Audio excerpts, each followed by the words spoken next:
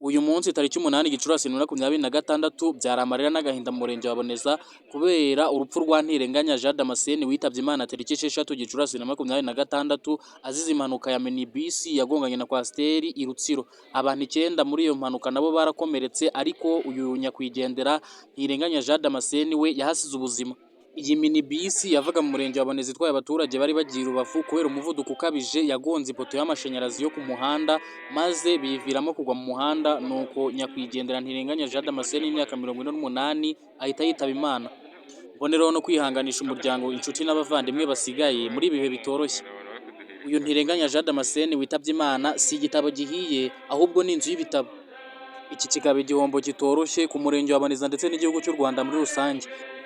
Kwitaba Imana kwa nyakwigendera Jean Damascene Ntirenganya ni ibintu byababaje abantu benshi bagiye batandukanye, ni urupfu rwashegesha abantu benshi bagiye batandukanye.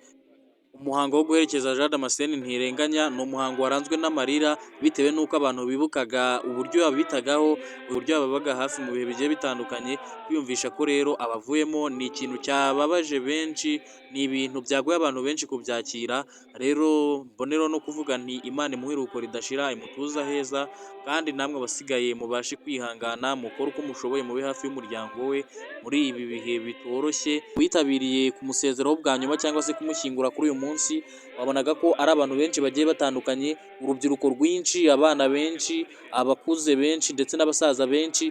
Mbese wabonaga ko bose bari batewe ishema n'ibikorwa bye, bari bitabiriye umuhango bavuga bati tumuherekeze mu mahoro, ntako atagize adukorera. Rero uyu niwo munsi we wa nyuma, reka tuze tumuherekeze. Wabonaga ko ari abantu benshi bagiye batandukanye bari bahari mu muhango wo kumuherekeza. Wabonaga ko ibisata bitandukanye bigiye bifite ababihagarariye muri leta, hari abayobozi bagiye batandukanye, abo ku murenge, mu kagari, mu masibo ndetse no mu yindi midugudu hose.